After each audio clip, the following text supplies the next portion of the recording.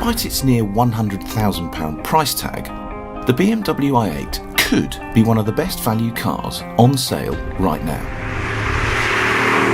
Think about it.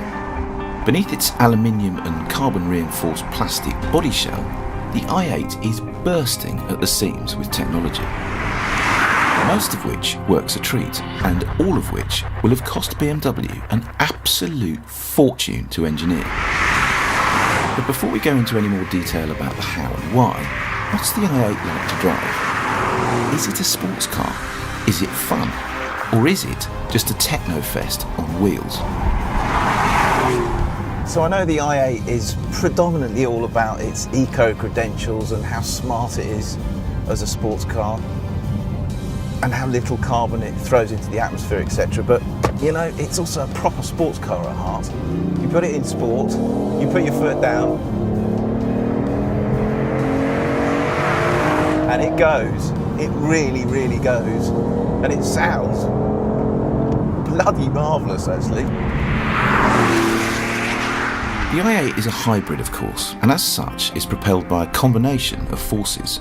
The main thrust comes from a 1.5 litre 3-cylinder petrol turbo engine. This produces 228 horsepower and 236 pounds-feet of torque. But dial in the efforts of two different electric motors and the combined outputs rise to 357 bhp and 420 pounds-feet of torque. And despite its 200 kg lithium-ion battery pack, the i8 is also light for a hybrid, thanks to that carbon plastic and aluminium. So it weighs a pretty decent 1,560 kilograms, and that, in a nutshell, means it's fast. How fast? The performance figures all out on 0 to 60 in about 4.5, 4.4 I think.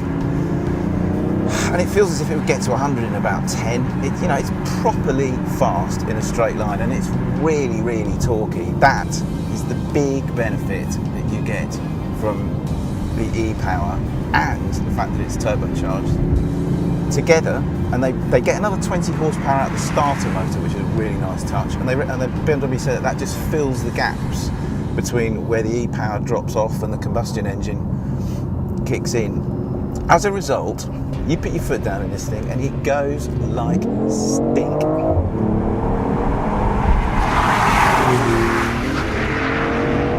Listen to that.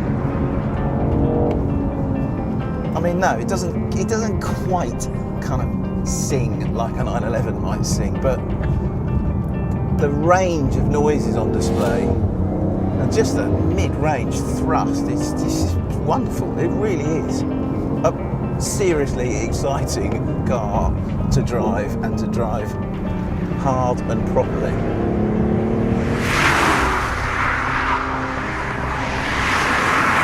There are 4 different drive programs in the i8: E-Mode, Eco Pro, Comfort and Sport. The E-range is around 25 miles, and in theory the car has an overall range of around 1,500 miles. But back in the real world though, fuel consumption rarely drops below 35 mpg no matter how hard you drive the car.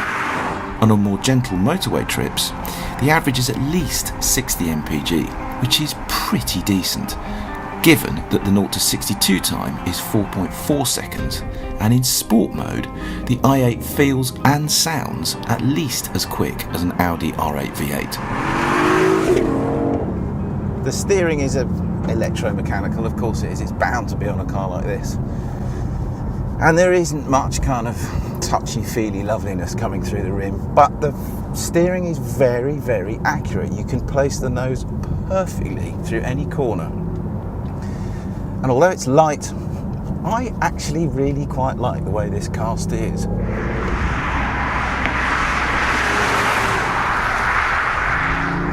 So the i8 regenerates its e-power via the brakes, but also when you're in sport mode, which I am now, by just giving a little bit of drag when you're off throttle. So basically at any time that you're not absolutely flat on the floor with the throttle, it's just kind of tickling itself electrically and regenerating battery power, which is great. That's exactly how the LaFerrari works. Another thing that I'm really impressed by is the brake feel. A lot of hybrids that harness their power via the brakes just have horrible feeling brake pedals. You kind of have this awful sensation that you're pressing against something and the car isn't actually slowing down. And yet, when you take your foot off the throttle, you feel as if you've just driven into a sea of treacle. The i8's not like that. There is this slight feeling of drag that you get when you come off the throttle, but it's not too strong. And the feel through the pedal itself, I mean, it's all fly-by-wire stuff, but the feel through the pedal itself is pretty good. Handles properly too. It really does. It's got these pathetically skinny little tyres on it, front and rear. And if you really, really start to lean on it, yes, it does understeer, no question. But just to thread along a lovely road like this, which is quite kind of fast and fluid, it just feels lovely. It really does feel planted.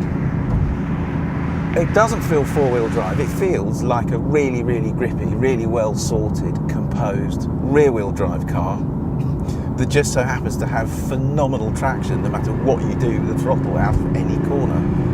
And the balance it's got, mid-corner in particular, is lovely. And that, I guess, is because the centre of gravity is pretty low. I mean, I know this thing weighs 1,550 kilograms because it's got a battery pack, etc. But the flip side to that is that it allows the engineers to get the weight really low because they can put the batteries really low in the car, and you can feel that mid-corner the i8 feels really, really nicely balanced and just stuck.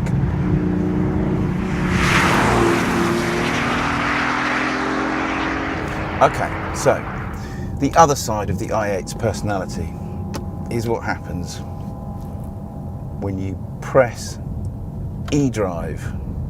The ride changes, the ride becomes more comfortable. Obviously, the exhaust note disappears completely. It becomes a milk float. The throttle map changes, obviously, because you don't have a combustion engine under your right foot anymore. And I don't know, there's just something really intriguing and fascinating and quite nice, actually, about just bumbling around with no noise, no engine noise at all. And actually, because the tyres are so skinny, there's not much tyre noise either. You can just hear a little bit of gear whine from the gearbox over the front axle, and that's it. It's kind of surreal, but it's kind of nice as well. I like driving the i8 in E-mode.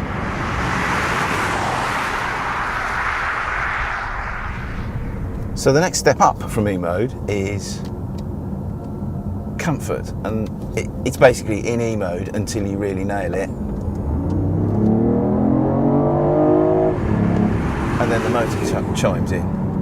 That's quite nice, actually. So you can just, it's all dependent on what you do with the throttle.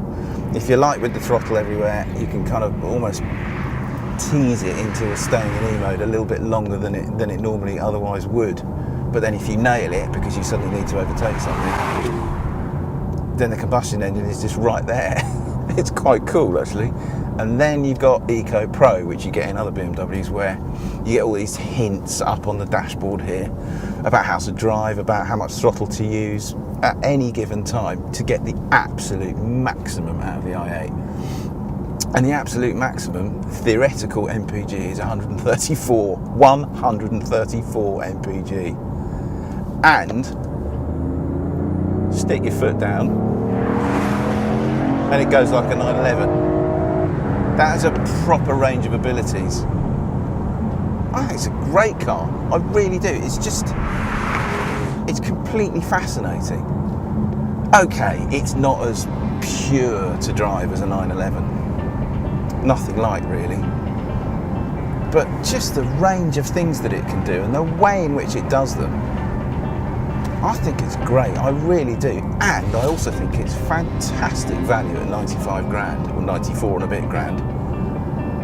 BMW says that it is not a loss leader, the i8. They say that no car would ever be given the green light if it didn't make a profit for the company. But I don't know, I'm not so sure I believe them at this moment in time, because there is so much tech, there is so much clever stuff in this car. The fact that you can buy it for 95 grand is phenomenal. I really, really like the i8. I think it is probably the most interesting car I've driven this year that costs remotely sensible money. Okay, it's a kind of junior LaFerrari really, and for 95 grand, wow.